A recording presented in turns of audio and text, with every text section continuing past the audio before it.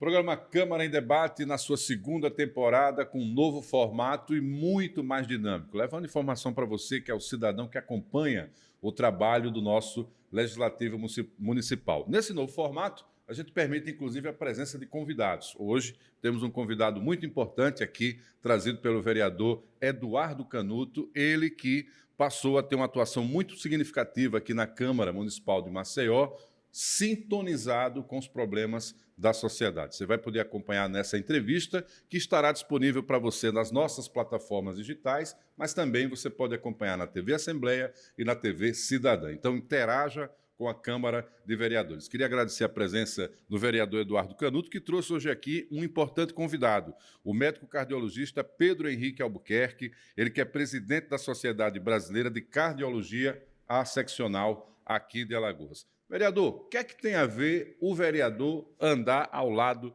do presidente da Sociedade Brasileira de Cardiologia? Eu sei que o assunto que levou a essa aproximação foi fruto de algumas tragédias ocorridas aqui na capital. Você já me antecipou. Pelo menos 2 atletas, um deles triatleta, faleceu em função de uma falência cardíaca, né? E, naturalmente, houve uma aproximação desse debate com a Sociedade Brasileira de Cardiologia. Como é que isso aconteceu? Bom, Marcos, obrigado pela oportunidade, né? Parabéns pela essa nova fase do debate, né? Da Câmara em debate. Eu acho que ela é extremamente esclarecedora, tornar mais pública, mais próximo, que de fato é a premissa da Câmara de Maceió, de ficar próximo da comunidade. E para mim é um motivo de muito orgulho trazer o Dr. Pedro para cá, presidente de uma sociedade de cardiologia, de uma função tão importante na saúde. Para mim, só eleva a discussão, só mostra o quanto a Câmara está preocupada com não só com as atuações da comunidade como um todo, né, do seu coletivo, mas também com as pessoas, em especial aquela bandeira que a gente sempre tratou, né, dos atletas, dos esportistas. Infelizmente, foram 2 casos que nos aproximaram. Nós fomos procurados pelas associações de atletas, o Corpo de Bombeiros Militares, e o fato de nós já termos, em 2015, um projeto junto com o doutor Ricardo, na época da vereadora Luiz Helena, nós discutimos a cardiopatia congênita, a oximetria, e esse projeto ele teve um destaque nacional, e isso possibilitou essa proximidade já do segmento quando se tratava de coração. E para mim conhecer, ter ido na sociedade brasileira, primeiro é um motivo de muito orgulho.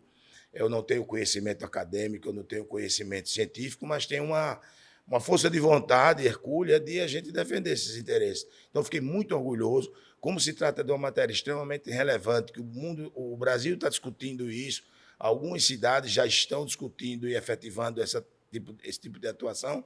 Então, assim, ser procurado pela sociedade, para mim, foi, como eu falei, muito orgulho. Então, estou feliz e não poderia, não dentro da capacidade legislativa, da tramitação processual, da questão constitucional, da questão do impacto financeiro, dos serviços públicos, de comissões que nós participamos, eu não poderia deixar de trazer para cá, perder a oportunidade de um projeto que será, com certeza, destaque, já é destaque, trazer para cá o presidente, para que ele possa melhor esclarecer, não só cientificamente, mostrar que o projeto é muito, muito menos complexo no aspecto técnico, mas muito complexo no aspecto de resultado, de importância que ele tem. Então, para mim, trazer o doutor Pedro para cá, ele eleva a discussão desta casa e facilita muito na questão técnica, na aprovação, na discussão e na tramitação desse projeto tão importante que é do DEC, melhor do que ninguém, doutor Pedro, para explicar. Doutor Pedro, quando a gente falou da morte dos atletas, a gente falou que eles tiveram falência cardíaca, traduzindo, né, para a linguagem mais conhecida, eles tiveram paradas cardíacas. E o processo de socorro, de tentativa de resgate, se deu ali dentro do possível, mas poderíamos ter avançado um pouco mais caso estivesse ali presente essa tecnologia do desfibrilador. O senhor me falou há pouco que existem 2 modelos. O desfibrilador, aquele que é utilizado dentro das instituições hospitalares, e um mais popular, que é o que está em discussão aqui, que é o DEA, que é o desfibrilador externo, não é? E como é que ele poderia salvar a vida desses atletas, ou pelo menos ser mais uma possibilidade de tentar salvar a vida deles? Muito obrigado pela sua presença. Ô Marcos, eu que agradeço a oportunidade de discutir esse tema de relevância imensurável para a sociedade, e agradeço ao vereador por ter aberto os braços e nos apoiado nessa tarefa árdua de conseguir aprovar essa lei de disponibilizar o DEA nos locais de aglomeração aqui de Maceió. Se possível, depois lutaremos para todo o Estado. Bom, o que é o DEA? O DEA é uma sigla, desfibrilador externo automático. Ele foi idealizado para ser usado justamente em locais públicos, por população leiga. Não precisa ser técnico para utilizar o DEA. Uma parada cardiorrespiratória, por exemplo, no atleta, é crucial o uso do DEA para que a gente tenha sucesso na ressuscitação, não só na ressuscitação, como que o paciente volte sem grandes sequelas. É o fator tempo que implica nisso? É o fator tempo, e o DEA tem que estar perto do paciente. Tá? O DEA, ele só existe um botão, você não tem como errar, e ele fala com você, ele foi feito para ser utilizado por leigo. Não tem como errar. Você vai pegar o DEA, e obviamente tem um botão, você vai apertar um botão. E o DEA vai começar a falar com a pessoa que está socorrendo, com o socorrista. Né? Literalmente, né? Ele fala literalmente, ele fala, olha, o DEA tem um botão e ele tem o que a gente chama de uma pá. Ele vai coloque a pá em cima do paciente. Não tem como errar. Uma pazinha mesmo, ele vai colocar. E ele fala, se afaste. Só isso. E ele vai ler. Ele vai dizer, paciente em parada cardíaca, eu vou chocar, favor se afastar. É só isso. E ele choca, tá? E ele pode, se possível, chame socorrista e faça massagem cardíaca. A massagem nada mais é que aquelas compressões. É óbvio que existem técnicas para fazer compressão, mas o leigo fazendo a compressão já ajuda muito no sucesso. Do ponto de vista da operação do DEA, que o senhor já colocou que ela é simplificada, e foi isso que facilitou a compreensão do próprio vereador Canuto em apresentar essa proposta, já que ele possa ser realmente mais popularizado, o que é que ocorre no corpo da pessoa quando está recebendo essa descarga elétrica, né? Traduzindo para você, realmente é uma descarga elétrica, é um choque, mas esse choque ele é capaz de fazer o quê no paciente naquele momento da parada? O coração normal, né, ele tem estímulos neurológicos sincronizados. Ele vai mandando o estímulo, ele vai mandando o estímulo. Quando você para, esse estímulo ele fica desorganizado, que a gente chama de fibrilação. Por isso que o DEA é desfibrilar. A fibrilação é o ritmo de parada cardíaca. Ele fica desorganizado, ele não consegue, ele fica totalmente desorganizado. E ali, em minutos, essa desorganização leva à parada cardíaca. O coração para, ele vai à falência. Tá? Então, a gente tem que pegar esse tempo de desorganização e não pode perder esse time para que ele vá em parada. Se essa desorganização acabar, aí não tem mais jeito, o DEA não vai funcionar. Por isso que tem que ser rápido e tem que estar perto do paciente que parou. Então, a gente choca, e durante esse choque, existe uma reorganização desse ritmo.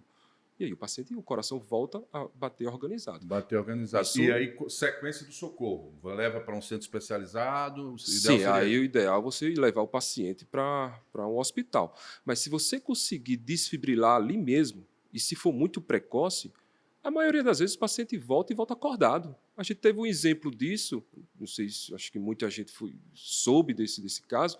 Na Eurocopa passada, um jogador de futebol chamado Erickson, ele teve uma parada cardíaca no jogo. Eu estava assistindo ao vivo aquele jogo. Existia o DEA no campo, que infelizmente não tivemos um torcedor que morreu recentemente no Repelé e poderia ter sido socorrido da mesma maneira que ocorreu na Europa, não tem segredo. Um aparelho de R$7.000 que podia salvar a vida. É um custo muito baixo para o poder. Esse jogador, ele teve uma parada lá, o Erickson, e ele foi desfibrilado no campo, no gramado. E não sei se vocês lembram, mas me chamou a atenção, como sou médico e atuo nisso, me chamou muita atenção. O Erickson saiu do campo acordado, cabeça em pé e olhando. Obviamente confuso, não estava entendendo o que estava passando, mas ele saiu acordado. Ali ele foi fazer exames, ele não teve mais socorro além do DEA. Eu tenho certeza que ele foi encaminhado para um hospital e, a partir dali, ele foi submetido a exames, mas não mais a socorro. O DEA fez a parte dele. Por quê? Porque estava perto.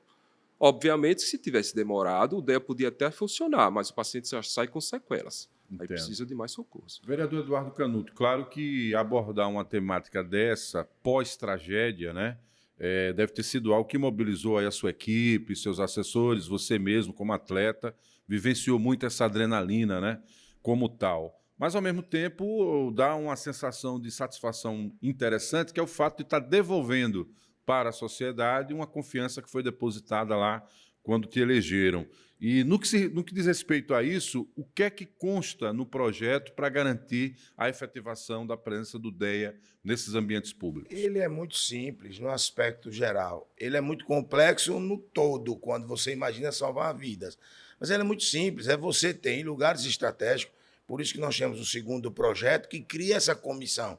Essa comissão junto com a Prefeitura, com o Conselho Municipal do Esporte, Conselho Municipal de Saúde, com instituições municipais e privadas, definirão num estudo aonde maior número de aglomerações, como rodoviárias, aeroportos, em eventos esportivos, em eventos com mais de 200 pessoas, a necessidade desse aparelho. Então, são 2 projetos, um que cria a comissão, que estuda essa avaliação. No período de regulamentação desse processo, criando a comissão, eles vão discutir isso mais amplamente da forma como atender melhor a sociedade. E ele é muito, como é que eu diria? No aspecto geral, até a sua própria prática, o que precisa ter essa regulamentação e esse controle de distanciamento de pessoas no aspecto de você tem locais onde há certa aglomeração pública. E o que foi legal é que a gente foi procurado por diversas instituições esportivas, até de salvar-vidas dos bombeiros, que eles chegam frustrados em alguns casos, quando eles demoram 8, 10 minutos e já não conseguem mais salvar. Se ali tivesse um DEA, se ali tivesse pelo menos um atendimento precoce, eles poderiam resgatar ou trazê-lo de volta levá-lo para uma unidade, né, de saúde para dar esse acompanhamento daquilo que o desfibrilador, o DEA, pode fazer. Então, assim, para mim foi... como eu diria, me entusiasma muito, porque você consegue não só dizer que a prática da atividade física ela é saudável, o importante é que você também consiga, quando acontecer disso, você está próximo daqueles que fazem atividade física, não só da atividade física, porque tem outras pessoas que não fazem e têm esse mesmo tipo, né, de problema no seu trabalho, no seu estresse, na noite de sono, enfim. Acho que a gente tem uma possibilidade gigantesca de ajudar e diminuir muito esses casos das pessoas com algum tipo de problema cardíaco. Isso é muito importante para todos nós. Bom, além da fala do Dr. Pedro, pelo que eu alcancei, estamos diante de um produto que é acessível dentro da realidade do universo público. Mas eu também sei, o senhor, que já teve atuação também como líder de governo, que há a necessidade de se apontar recursos para a aquisição do DEA e torná-lo esse equipamento popular. O que é que o senhor pensa nisso para o seu projeto? Nós vamos atuar assim. Quando aprovada a lei, eu não vejo motivo dela não ser aprovada, né? A não ser que talvez não entendam o quanto ela a facilidade do uso do DEA, e aí as pessoas ainda tendam a imaginar o desfibrilador aquele de campo cirúrgico e tal, que não é o caso. Com a vinda do Dr. Pedro, isso facilita demais o meu trabalho na interlocução com os meus pares, mas nós temos 2 frentes orçamentárias. Uma, dentro da própria discussão da LOA, a LDO já está sendo discutida, dentro da própria discussão da LOA, nós fazemos uma emenda para que a Prefeitura, através das suas secretarias, as que são pertinentes a esse tipo de atendimento, especificamente a de saúde, a de esporte, seria um excelente direcionamento orçamentário, para que eles pudessem adquirir e que pudesse fazer parte desse esboço também, né, do atendimento. Então, nós vamos direcionar emendas para o poder público. E a outra, que eu acho que a gente, de uma certa forma, dá uma visão maior da sociedade, é possibilitar que a própria Sociedade Brasileira de Cardiologia, através de recursos municipais, a gente faça uma emenda, possibilitando aí esses 20, para que a gente possa mostrar à sociedade de implantação em locais onde essa comissão elas poderão atuar, e aí a própria sociedade brasileira tirar dúvidas, aí vem seminários, aí vem discussões mais públicas, que são mais específicas da questão acadêmica, para que a gente tenha 2 campos de atuação dentro desse projeto, o próprio poder público e a sociedade, através de doação para associações de triatletas, federações esportivas, entendeu?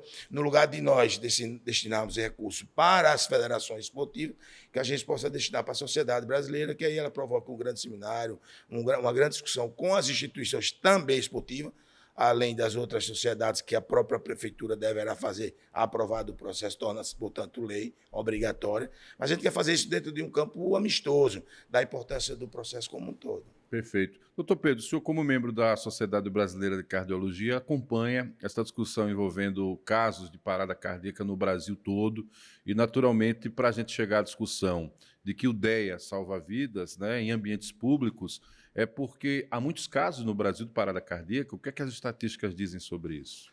Sim, não tenha dúvida. A parada cardíaca de origem cardiovascular, né, o infarto, que é o mais comum, ela hoje é a segunda maior causa de morte. A primeira é AVC. No Brasil. O AVC também faz parte das doenças cardiovasculares. Então, a doença cardiovascular é a primeira causa disparada, primeiro fator de óbito, primeira causa de óbito na população brasileira. Tá? O infarto é a principal causa de fibrilação. Se a gente tiver o DEA de fibrilação, com certeza a gente vai conseguir amenizar esses óbitos no Brasil. 50% dos infartos que evoluem com óbito não chegam ao hospital. 50% eles morrem em casa ou na rua. No local onde... No local.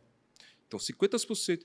Olhe que esse número que a gente tem aqui, ele deve estar, na verdade, subutilizado. A gente deve estar subnotificando, né? Porque metade não chega ao hospital. 50% morrem. E se a gente tiver o DEA, a gente com certeza vai melhorar muito esses números. Eu sei que, obviamente, para uma pesquisa mais aprofundada, a gente teria aí o perfil de quem sofre parada cardíaca. Mas eu quero crer que se até um atleta, né, que tem o seu dia a dia ali, a preparação física, está suscetível a algo assim, o cidadão comum, independente do perfil, qualquer pessoa pode ter esse mal súbito. Não tenha dúvida. Marco, assim, uma coisa interessante, eu trabalho em hospital privado, em um hospital considerado de ponta aqui em Maceió, do ponto de vista de tecnologia. Então, a gente vira referência na população da rede privada no socorro desses pacientes. A gente recebe muito turista que vem em Maceió com infarto, com fibrilação ventricular. Por quê? Porque são pessoas que vêm visitar a gente. Nós somos uma cidade turística e queremos ser cada vez mais aberta. Então, recebemos turistas que aqui costumam abraçar os prazeres da nossa cidade, e entre eles está o consumo excessivo de álcool, de comida salgada, e muitas vezes até esquece de tomar sua medicação. Então, é comum os turistas virem para cá e passarem a terem mal súbitos. E há um foco também do turismo em tentar trabalhar a melhor idade. Sim. Então, quer dizer, é até um público como suscetível, política né? pública Como mesmo, política. você mostrar que a prefeitura está preparada para receber o turista. A cidade oferece essa segurança. Entendeu? Assim, é evidente que esse não é o objetivo, mas não deixa de ser um marketing Tem um alcance. de segurança. No mínimo um marketing, é no mínimo um aviso que você cuida da população que você está querendo abraçar, que você está querendo receber. É no mínimo uma ação disso aí. Na verdade, a gente acha que o DEA é uma coisa complexa, mas falando financeiramente, eu acho que para o poder público isso é muito viável. O DEA não é um equipamento caro. Esse modelo que o senhor acabou fazendo essa espécie de consultoria também para a elaboração do projeto, ele existe no Brasil? Sim. Em outros municípios? Ele existe, inclusive, no Nordeste. Em Aracaju foi aprovada a lei, infelizmente não foi implementada. Existiu também uma conversa aqui a nível estadual, mas infelizmente na prática a gente não foi implementado isso na prática. Em Curitiba também, eu confesso que na prática eu não sei se a gente disponibiliza DEA em Curitiba em locais de aglomeração, mas também foi aventada essa possibilidade lá, e não sei também se a lei lá foi aprovada. Vereador, como é que está sendo a construção dessa discussão, que é de extrema relevância para a saúde da população, junto à casa? Veja bem, Marcos, na verdade, quando nós demos entrada, nós tornamos ela pública. Eu enviei uma reunião e uma minuta do projeto para a Comissão de Saúde e tive a possibilidade de conversar individualmente com cada par. Apesar de, a partir de agora, voltarei a ser presencial. Você sabe que eu vinha cometido algumas dificuldades de saúde e eu não estava na questão remota. Mas o projeto, quando deu entrada, lido em plenário e distribuído para a comissão, primeira constitucional, para discutir isso, aí nós entramos agora em seguida em recesso. Dia 1º, com certeza na volta, tornarei pública, pública no aspecto de plenário, né, da cidade como um todo, de toda a atuação que foi desenvolvida, inclusive a importância do doutor Pedro, né, desse debate, que a gente torna ele mais amplo, e mostrar aos nossos pares dessa necessidade, não diria de urgência, em virtude de matéria urgência, mas normalmente nas questões mais de pandemia. Buscando uma prioridade. Né? Mas dá uma prioridade, em virtude que a gente está saindo desse período chuvoso, começa daqui a pouco o verão, onde as pessoas começam a prática da atividade física, enfim. E a gente dá a ela a celeridade, ver se a gente consegue isso até, no máximo, outubro, novembro, a gente aprovar essa lei. Vereador, o senhor tem aqui uma atuação reconhecida, né, também por seus pares, em várias frentes, mas essa do esporte é uma das questões que não podemos, obviamente, deixar de reconhecer, né? Sua compreensão de que a atividade esportiva salva vidas, né, também, até dentro de uma compreensão do que é para a medicina. O senhor tem um projeto também que fala das essencialidades da atividade física, né, tornando-o essencial. Como é que essa discussão anda? Por que o senhor teve essa iniciativa? O da essencialidade da atividade física já foi aprovada, né? Na verdade, nesse período de pandemia, e nós compreendemos, quando fechou tudo, os lockdowns dos estados, dos municípios, era essencial o supermercado para a alimentação, a farmácia para o remédio e o combustível para as viaturas, ambulâncias ou até mesmo para quem necessitasse de um socorro. E aí a gente começou a perceber que nos primeiros 15, 20 dias começou a ter problemas de depressão de pessoas, idosos que praticavam algum tipo de atividade física, de alongamento físico, eles começaram a adoecer.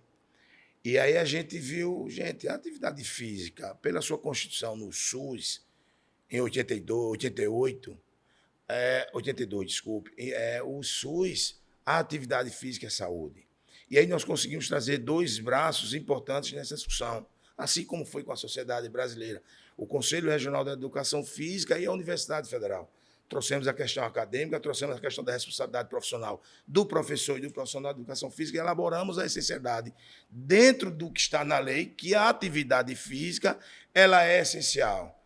Conseguimos aprovar por unanimidade nesta casa, mas, infelizmente, na mudança de governo, o prefeito JHC vetou, mas nós conseguimos, com o presidente Galba, empenhado também e sabia da necessidade, e nós aprovamos por 24-1.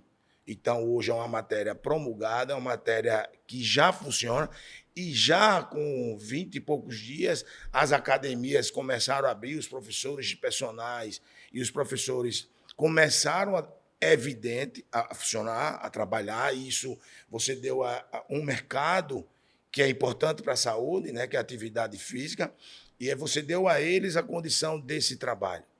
É evidente que dentro de protocolos sanitários discutido com a universidade, discutido com o CREF e com o comitê, que era o mais importante, científico da prefeitura. Dentro da realidade do momento. Dentro da realidade. E assim, Pedro, pegando carona nessa fala aí, porque o Eduardo fala da atividade como essencial, ajuda na sua área, quem faz atividade Nossa física, senhora, Marco, assim, alivia aí não tem poucos sempre problemas consegue cardíacos. fazer esse encaixe.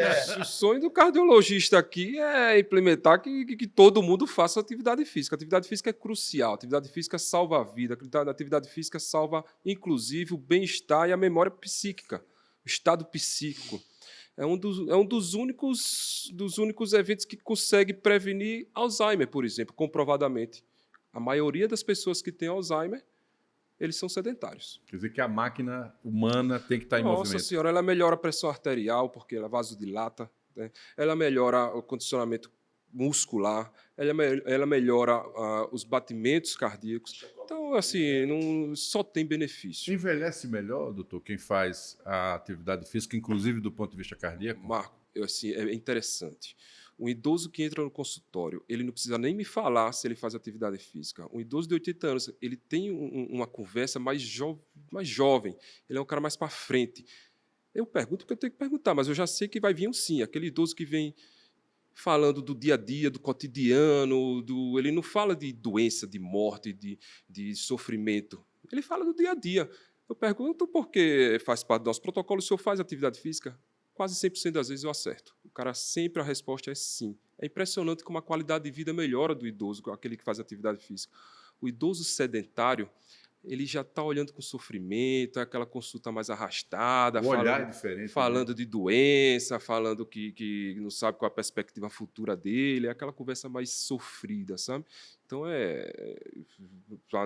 nós cardiologistas, no dia a dia, a gente luta muito a prática de atividade física. Isso aí é crucial. Canuto, ele falou em sedentário, e você tem um outro projeto aí que está tramitando, esse vai dar o que falar, vai movimentar literalmente aí o Isso, eu acho. serviço público, atividade laboral Os no servidores, ambiente público, é para tirar do os sedentarismo. servidores estão bem empolgados. Na verdade, a emenda é assim: dispõe sobre a instituição da ginástica laboral como prática obrigatória nas empresas de administração pública e municipal, direto e indireto. Ou seja, a cada 2 dias, os servidores terão 10 minutos, no mínimo, de atuação, não é de atuação, de alongamento, de trabalho corporal, ocupação do trabalho. Ele, naturalmente, ele é sedentário, na maioria das vezes, os que trabalham na parte administrativa. Então, você possibilitar. Existe esse trabalho há muitos anos pela Rede S nas empresas. As empresas, a cada 2 dias, elas param, em 10 minutos para todo mundo e faz alongamento. Tem funções específicas que não pode, um rende o outro, depois ele faz. E você tem um custo quase nenhum, porque você tem dentro da rede municipal de ensino professores de educação física, muitos professores de educação física. Você tem fisioterapeutas, então é só fazer um convênio entre as secretarias e você possibilitar a melhor qualidade de vida aos seus servidores. Você já imaginou aqui o presidente Galba, todo mundo nesse estresse, terminou a sessão, 2 dias, todo mundo aqui, todo mundo se junta no pátio lá embaixo, fazer atividade, alongamento, você tem leste, você tem depressão, você tem uma série de doenças que são, assim, não diria de comorbidade, naturalmente, mas já tem pessoas com comorbidade, né? Tendo. Mas você tem a atividade do alongamento físico, da extensão muscular, do alongamento, de todo um processo que você possa voltar assim, se sentindo melhor. Eu sou muito entusiasta desse projeto, sempre tenho dificuldade de transformar ele numa questão mais científica, mais acadêmica, porque eu fico visualizando como se ali eu estivesse. Você imagina essa câmara, todos 2 dias, todo mundo se juntar 10 minutinhos para fazer o trabalho de alongamento. E eu defendo que seja transmitida via YouTube também. Melhor ainda, né? Para as pessoas poderem observar. Só um adendo nisso aí. Você sabe que antes algumas empresas privadas, principalmente em São Paulo, já implementam isso. E antes algumas, inclusive, de origem oriental. Eles achavam, a Honda faz o empresário, inicialmente, quando ele ouve isso, ele acha, vou perder tempo, o meu empregado eu estou pagando a hora de trabalho dele, mas depois foi mais que provado que melhora tanto o bem-estar e o psíquico a produtividade. Que a produtividade aumenta. Então, as empresas começaram a implementar isso porque eles melhoraram a produção dos seus empregados. Então, isso é importantíssimo. Sem dúvida. E a gente quer que isso seja pioneiro. Acho que não conheço capital que já tem esse trabalho com os servidores. Isso, se puder ser um protagonismo de Maceió, eu entendo que o prefeito com certeza vai aprovar, nossos pares. A gente tem discussão ampla para isso. Nós temos discurso para isso, né? Da importância de a gente ver essas pessoas com melhor qualidade de vida, com certeza. Isso que é o mais importante. Bom, essa compreensão de que saúde é essencial e de que a política pode contribuir para a saúde, acho que faz com que essa proximidade da sociedade brasileira com a Câmara, através do vereador, tenha vindo para ficar, doutor Pedro. Eu fico muito feliz em poder discutir isso aqui. Discutir saúde aqui nesse ambiente nos traz muito conforto, é um retorno que a gente dá para a classe médica de esperança que as coisas melhorem.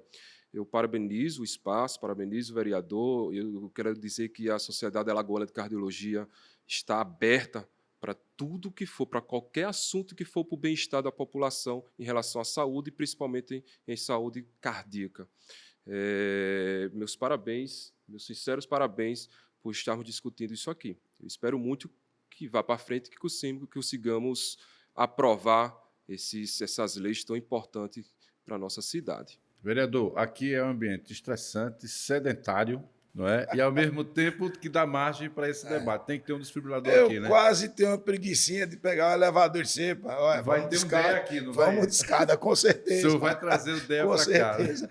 Então, assim, Marcos, a gente fica muito feliz, porque é importante. Eu acho que outros já trouxeram e oportunizaram isso, mas a gente abre, né, meio que não diria quebra de paradigma, a gente abre uma possibilidade de que outros tragam representantes da associação, não só para audiências públicas, que são importantes, porque você já trata a matéria em si, mas que você traga pessoas, e a ideia desse novo formato do Câmara em Debate, ele é perfeito. Além de formato podcast, você trazer o convidado. Então, cada pessoa trazendo, você aproxima, não é apenas o doutor Pedro. O doutor Pedro é um brilhante cardiologista, presidente da sociedade, mas ele traz a Sociedade Brasileira de Cardiologia. A Sociedade Brasileira de Cardiologia, ela vai se aproximar na hora que essa matéria for ao ar, que ela vai ver a discussão, ela vai fazer comentários, assim como outros segmentos, outros conselhos, outras associações possam vir e debater, e a casa se tornar ela mais complexa no aspecto de informação, mais amplo no sentido Show geral. de bola. Faça o seu check-up, eu vou fazer o meu. Estou fazendo. A gente teve a oportunidade, você está fazendo há muito tempo, né? Tivemos a oportunidade de trazer aqui o convidado hoje, o médico cardiologista Pedro Henrique Albuquerque, presidente da Sociedade Brasileira de Cardiologia Seccional Alagoas, convidado do vereador Eduardo Canuto, que está aí com essa discussão tão importante, a presença de DEA, né, em ambientes públicos para salvar vidas e, pelo menos, a garantir a sobrevida de pessoas que venham a passar mal. Queria agradecer a sua audiência, dizer que você pode compartilhar aí ao máximo, né, essa discussão para que mais pessoas possam conhecer justamente esse debate. Essa é a nossa proposta aqui na segunda temporada do Câmara em Debate. Portanto, até uma próxima oportunidade. Até lá.